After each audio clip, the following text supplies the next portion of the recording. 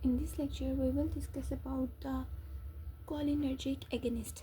हमने last lecture में जो हमने रिसेप्टर वाला लेक्चर देखा था, पढ़ा था, उसमें मैंने आपको बताया था कि कोलिनर्जिक जो हमारे पास सिस्टम है उसकी डिवीजन क्या है। डिवीजन मतलब वो किस तरह डिवाइड हो रहा है, किस तरह एगनिस्ट में, फिर एंटागनिस्ट में, आगे से एगनिस्ट डायरेक्ट एक्टिंग में और इनडायरेक्ट एक्टिंग में उनमें कौन कौन सी ड्रग आती है। फिर जो हमारे पास एंटागनिस्ट था वो रिवर्सिबल और इरिवर्सिबल में डिवाइड हो रहा था, उनमें हमारे पास क्या टाइप्स आती है वो हमने सारा पढ़ा था। अब हम स्टार्ट करते हैं कोलिनर्जिक एगनिस्ट क्या होते हैं, कोलिनर्जिक एगनिस्ट कितने टाइप के होते हैं, कौन कौन सी ड्रग आती हैं, क्या क्या फंक्शन शो करते हैं, ये सारा आज हम इस लेक्चर में पढ़ेंगे। सबसे पहले जो मैंने आपको बताई थी ड्रग्स कोलिनर्जिक एगनिस्ट में, वो कितनी थी, वो 4 थी। एक एसिटाइलकोलिन था, एक बेथनिकोल था, एक कार्बाकोल था, एक पाइलोकार्पिन था। ये मैंने आपको बताई थी। सबसे पहले हम स्टार्ट करते हैं एसिटाइलकोलिन से। जैसे कि आपको पता है कोलिनर्जिक सिस्टम का जो हमारे पास न्यूरोट्रांसमीटर है वो क्या है, एसिटाइलकोलिन। एसिटाइलकोलिन नेचुरली रिलीज़ होता है। और अगर बेसिकली अब एक सोचने की बात यह है कि हमारी जो एक्टिविटी है पैरासिम्पथेटिक नर्वस सिस्टम की, ये सारी किस पे डिपेंड करती है, एसिटाइलकोलिन के रिलीज़ पे और इनहिबिशन पे, स्टिमुलेशन पे और इनहिबिशन पे डिपेंड करती है। अब अगर एसिटाइलकोलिन हमारे पास कम हो जाता है तो कोलिनर्जिक एक्टिविटी कम हो जाती है, हम उसको बढ़ाने के लिए ड्रग्स देते हैं। और अगर हमारे पास कोलिनर्जिक एक्टिविटी एसिटाइलकोलिन की ज़्यादा होने की वजह से ज़्यादा हो जाती है तो हम ड्रग देते हैं ताकि एसिटाइलकोलिन ब्लॉक हो सके। एंटागनिस्ट देते हैं, एसिटाइलकोलिन ब्लॉकर्स देते हैं। अब द पॉइंट इज़ दैट कि अगर हमें एसिटाइलकोलिन ही चाहिए तो हम डायरेक्ट एसिटाइलकोलिन क्यों नहीं दे देते कि एक पेशेंट है उसकी एक्टिविटी कोलिनर्जिक एक्टिविटी कम हुई है। कम हुई है का क्या मतलब है कि उसको ब्रेडिकार्डिया की कंडीशन है। जैसे कि पैरासिम्पथेटिक में हमने फंक्शंस पढ़े थे ना, पैरासिम्पथेटिक में क्या होता है, रेस्ट और डाइजेस्ट में हमारे पास क्या होता है कि हार्ट रेट कम होता है। हार्ट रेट कम होता है, अगर एसिटाइलकोलिन मज़ीद कम हो जाएगा पैरासिम्पथेटिक नर्वस सिस्टम में तो हमारे पास कौन सी कंडीशन आएगी, हमारे पास ब्रेडिकार्डिया की कंडीशन आ जाएगी। और ब्रेडिकार्डिया की कंडीशन अल्टीमेटली किस तरफ लेके जाती है, पर्सन को डेथ की तरफ लेके जाती है। तो अगर हमने सारा फंक्शन एसिटाइलकोलिन से ही करना है तो हम डायरेक्ट एसिटाइलकोलिन दे दें। जब यहाँ पे समझने वाली बात ये है कि हम एसिटाइलकोलिन डायरेक्ट क्यों नहीं देते। एसिटाइलकोलिन हम ड्रग बना सकते हैं बट हम ड्रग क्यों नहीं देते, क्योंकि ये डिग्रेडेबल है। डिग्रेडेबल का क्या मतलब है, एक तो ये डिफ्यूज़ इफेक्ट शो करता है, दूसरा डिग्रेडेबल है। या कि हम इसके रीजंस में पढ़ते हैं। सबसे पहले तो एक मेजर रीज़न ये है कि ये नॉन सेलेक्टिव है। नॉन सेलेक्टिव का क्या मतलब है, मैंने आपको रिसेप्टर वाले लेक्चर में बताया था कि एसिटाइलकोलिन मस्कुलिनिक और निकोटिनिक दोनों के लिए अपनी एफिनिटी रखता है। जब दोनों के लिए अपनी एफिनिटी रखता है तो ये क्या करेगा, हमारे पास जो मस्कुलिनिक रिसेप्टर है M1 M2 M3 ये जहाँ जहाँ प्रेजेंट है और निकोटिनिक रिसेप्टर भी जहाँ जहाँ प्रेजेंट है, ये हर एक जगह यानी कि पूरी बॉडी में एक्टिविटीज़ को इंक्रीज़ करा देगा, इन्हांस करा देगा। और अगर इनहिबिट कराना हो तो इनहिबिट करा देगा। ज़्यादातर ये इन्हांस ही करवाते हैं क्योंकि हम एगनिस्ट की बात करें, इन्हांस करवा देगा, दोनों रिसेप्टर के साथ जाके बाइंड कर जाएगा, कोई सेलेक्टिविटी नहीं है। अगर हमें सिर्फ हार्ट पे इफेक्ट चाहिए तो ये हमें सिर्फ हार्ट पे इफेक्ट नहीं देगा, ये क्या करेगा, हमें ब्रेन पे भी इफेक्ट देगा, हमें स्टमक पे भी इफेक्ट देगा, ब्लडर पे, आइज़ पे, हर जगह अपना इफेक्ट दे देगा। तो ये इसलिए हम इसको क्लिनिकली यूज़ नहीं करते, यहाँ पे इसका हम कर देते हैं बाइकॉट।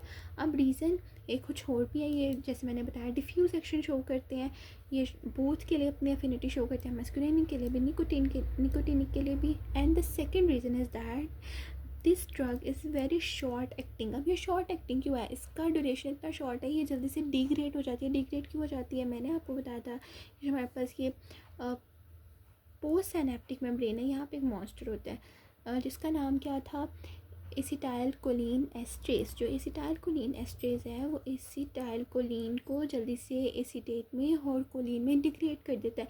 जब डिग्रेड कर देगा तो ये अपना फंक्शन कैसे शो करेगा, जल्दी से डिग्रेड कर देता है। बहुत शॉर्ट एक्टिंग ड्रग है और हमें हमारा डिज़ायर इफेक्ट मिलेगा ही नहीं, अचीव ही नहीं होगा, वहाँ तक जाने से पहले ही वो उसको जल्दी से डिग्रेड कर देगा और कोई एक्टिविटी इंक्रीज़ नहीं होगी। अब इसकी करेक्टरिस्टिक देख लेते हैं। ये हमारे पास डिग्रेडेबल है, ये मैंने आपको बता दिया। ये क्वार्टरनी अमोनियम है। क्वार्टरनी अमोनियम का क्या मतलब है, यहाँ पे हम ड्रग्स के बारे में पढ़ेंगे, कुछ टर्शियरी अमोनियम होंगी, कुछ क्वार्टरनी अमोनियम होंगी। क्वार्टरनी अमोनियम का मतलब है कि ये CNS में नहीं जाती। जो एसिटाइलकोलिन है वो वाटर लविंग है, लिपोफिलिक है, वो वाटर लविंग है और लिपोफिलिक नहीं है। लिपोफिलिक अगर होती तो ये ब्लड ब्रेन बैरियर को क्रॉस कर देती। जैसे आपको पता है जो हमारा ब्लड ब्रेन बैरियर है वो किससे बना है, लिपिड्स की मेम्ब्रेन से बना है। जो ड्रग वाटर सोल्युबल होगी वो लिपिड बैरियर को क्रॉस नहीं कर सकेगी और वो CNS में नहीं जाएगी। और जो हमारे पास एसिटाइलकोलिन होता है ये वाटर लविंग होता है, लिपोफोबिक होता है, दैट्स वाई ये ब्लड ब्रेन बैरियर को क्रॉस नहीं करता। अब इसके इफ़ेक्ट्स क्या आते हैं हमारे पास, जैसे मैंने आपको बताया था बहुत डिफ्यूज़ इफ़ेक्ट्स आते हैं हमारे इसके पास। अब ये क्या करेगा, हार्ट रेट को रिड्यूस कर देगा। कंडीशन हमारे पास ब्रेडिकार्डिया की हो सकती है अगर हम इसको बहुत ज़्यादा क्वांटिटी में दे देंगे। ब्लड प्रेशर को डिक्रीज़ करेगा क्योंकि वेज़ोडाइलेशन क्या करवाता है, हमारे पास आइज़ के जो प्यूपिल है उसको कॉन्ट्रैक्ट कर देगा। मैंने आपको बताया था ना जो पैरासिम्पैथेटिक में हमारा जो आइज़ का प्यूपिल है वो कॉन्ट्रैक्ट रहता है, और जो सिंपैथेटिक है उसमें हमारे पास क्या रहता है, डायलेट रहता है। और आपने इसे कैसे याद रखना था, जैसे कि ऐसे स्ट्रेस है और ऐसे हमारे पास सिंपैथेटिक है। और सिंपैथेटिक की कंडीशन में अगर हम कोई गुस्से में हो, जैसे हमारी आँखें बड़ी बड़ी हो जाती है ना उस तरह, और वो डायलेट कर चुका प्यूपिल, इसलिए पैरासिम्पैथेटिक में क्या होगा, प्यूपिल कॉन्ट्रैक्ट रहेगा, मियोसिस होगी।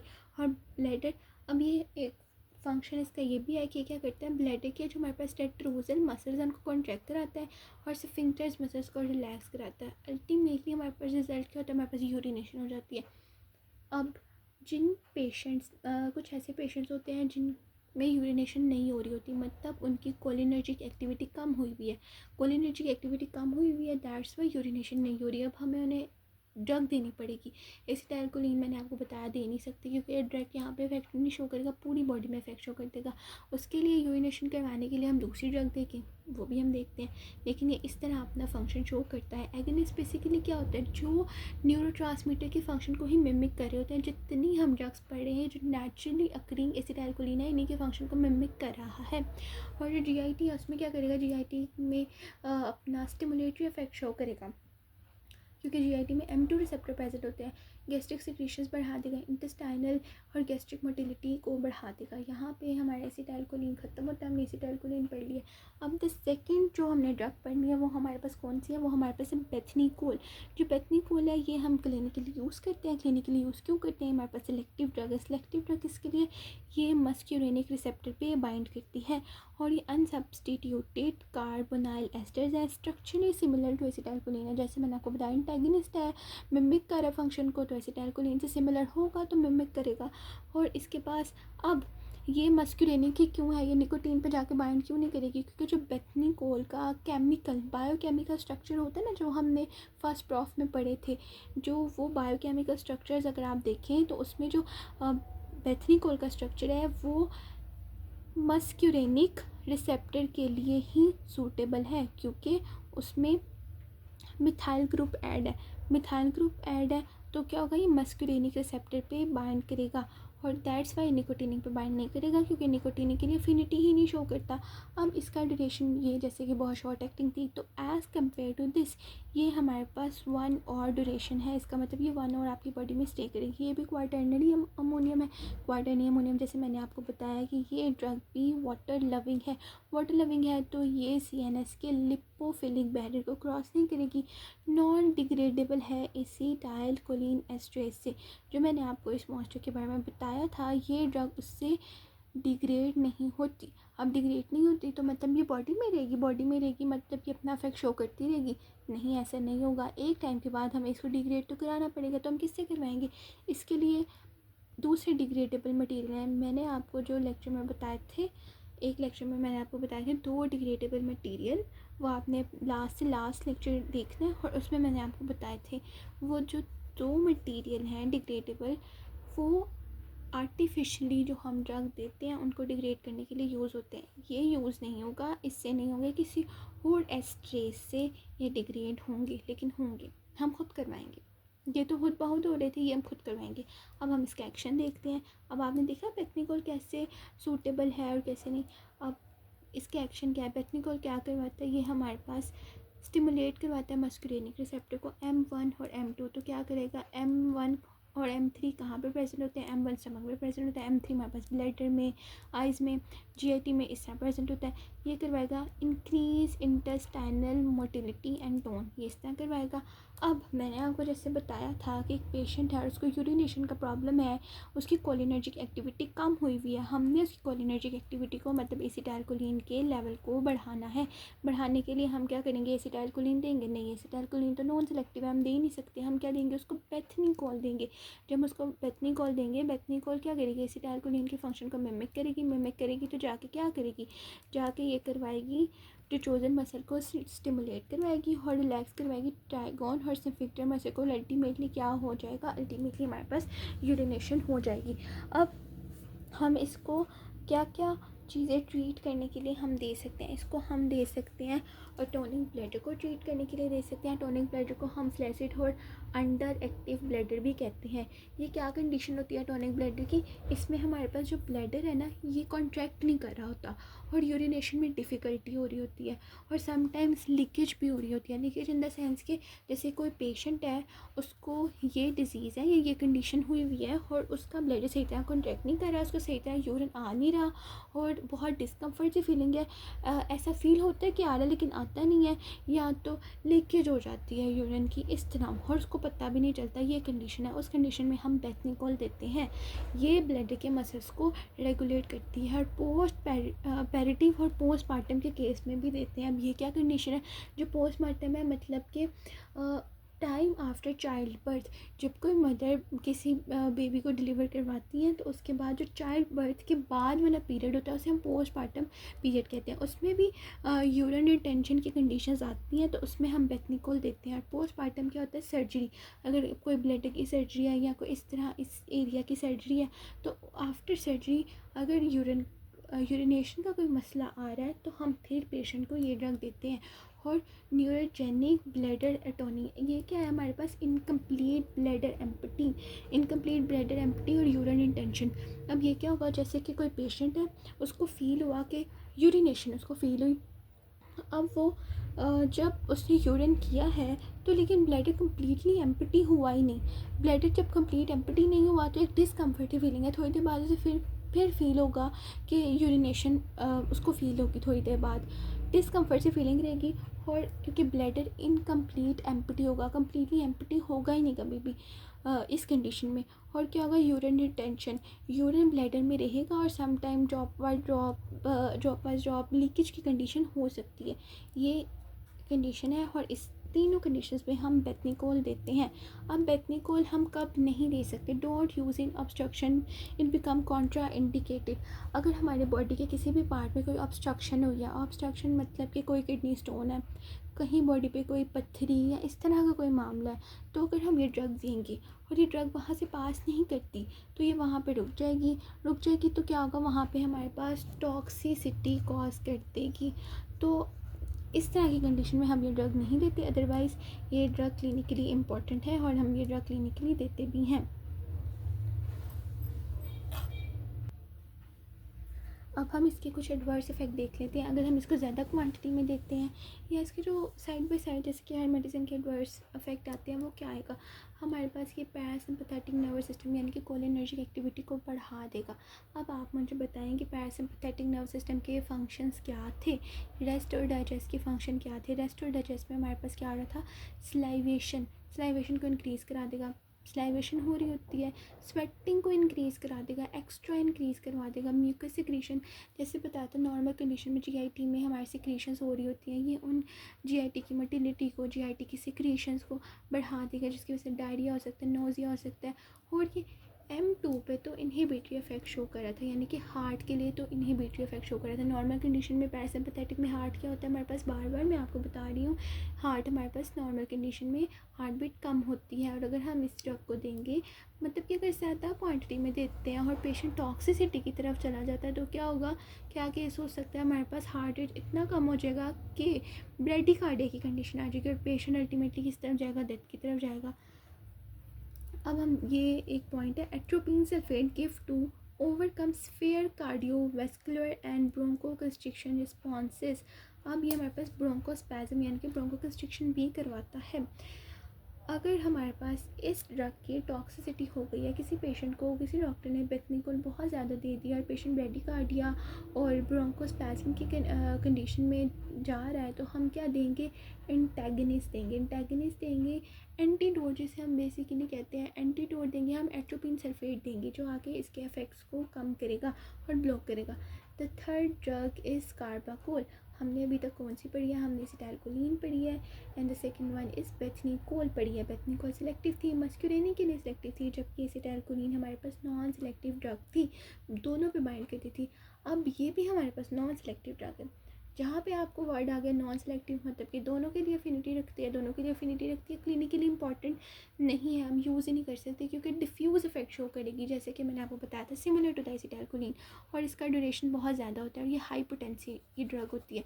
हमने इसको थोड़ी सी भी अगर दिया है तो ये जाके अपना अच्छा खासा काम दिखाएगी बॉडी के अंदर। जब बॉडी के अंदर अच्छा खासा काम दिखाएगी तो उसके एडवर्स इफेक्ट भी फिर सही वाले आएंगे, बहुत डेंजरस वाले आएंगे। ठीक है, तो अब हम इसके एक्शन देखते हैं, क्या करेगी ये एक्शन।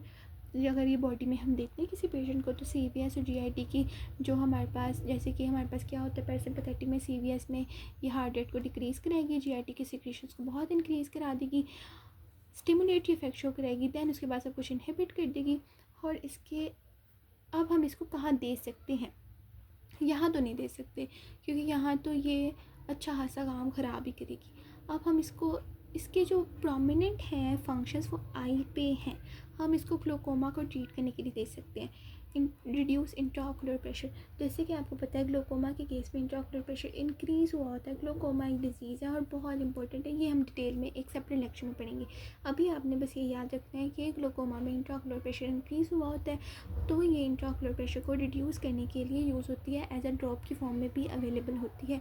और ये मियोसिस कराती है, मियोसिस के आइज़ कॉन्ट्रैक्ट कराती है, और ये हम एनिमल्स में यूज़ करते हैं। एनिमल्स भी तो बीमार होते हैं, उनके ट्रीटमेंट में हम इसको यूज़ करते हैं। The fourth one drug is pilocarpine. Pilocarpine बहुत इंपॉर्टेंट है और ये हम क्लिनिकली यूज़ करते हैं। मोस्ट ऑफ द टाइम हम आई में यूज़ कर रहे होते हैं। इसका जो हमारे पास इफेक्ट होता है वो सिलेक्टिव है। किसके लिए सिलेक्टिव है, ये भी मस्कुरेनिक रिसेप्टर के लिए ही सिलेक्टिव है। ये हमारे पास टर्शरी अमोनियम है। टर्शरी अमोनियम का क्या मतलब है, जैसे मैंने आपको बताया था, एक होता है क्वार्टरनरी अमोनियम, एक होता है टर्शरी अमोनियम। क्वार्टरनरी अमोनियम में जो ड्रग्स होती हैं वो हमारे पास वाटर लविंग होती हैं, मतलब कि ये CNS के बैरियर को, ब्लड ब्रेन बैरियर को क्रॉस नहीं कर सकती। और जो टर्शरी अमोनियम है, इसका क्या मतलब है, इसमें जो हमारे पास ड्रग है वो लिपोफिलिक इन नेचर है और ये ब्लड ब्रेन बैरियर को क्रॉस कर जाएंगी, वहाँ जाके भी अपना इफेक्ट शो करेंगी, और अगर इन केस इनकी टॉक्सिसिटी होती है तो यहाँ पे भी अपना काम दिखाएंगी। ठीक है, और अब ये हमारे पास, लेकिन ये जो अब हम इसको क्लिनिकली यूज़ करते हैं ना, तो ये लेस पोटेंट है, मतलब ये तो बहुत हाई पोटेंसी की थी, ये लेस पोटेंट है, और ये CNS में पेनिट्रेट तो कर जाती है, लेकिन ये अनचार्ज ड्रग है, मतलब कि इतना नुकसान नहीं होता।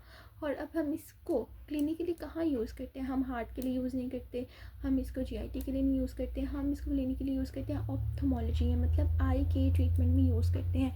कहाँ यूज़ करेंगे, हम मियोसिस करा सकते हैं, आइज़ कॉन्ट्रैक्शन करा सकते हैं, एक्कोमोडेशन करा सकते हैं, ग्लूकोमा को ट्रीट करा सकते हैं, और बहुत ओपन एंगल और क्लोज एंगल ग्लूकोमा के ट्रीटमेंट में पाइलोकार्पिन यूज़ होती है। और एक और ड्रग भी यूज़ होती है जिसे हम टिमोलोल कहते हैं। ये दोनों ड्रग बहुत कॉमनली ग्लूकोमा के केसेस में यूज़ होते हैं। ये ज़ीरोस्टोमिया को भी ट्रीट कराती हैं और इसको भी ट्रीट कराती हैं। ज़ीरोस्टोमिया हमारे पास क्या है, जो हमारे पास माउथ ड्राइनेस, ये क्या, जैसे मैंने आपको बताया था पैरासिम्पैथेटिक में हमारे पास सलाइवेशन इंक्रीज़ हो जाती है, और अगर किसी कोलिनर्जिक एक्टिविटी कम हुई होगी तो हम इसको ये ड्रग देंगे, तो मतलब एक्टिविटी डिक्रीज़ हुई है और माउथ बिल्कुल ड्राई हुआ, मतलब ज़ीरोस्टोमिया की कंडीशन है। जब ये देंगे तो सिक्रीशंस इंक्रीज़ होंगी तो माउथ में सलाइवा आएगा, और ज़ीरोस्टोमिया के केस में मतलब कंडीशन बेटर होगी।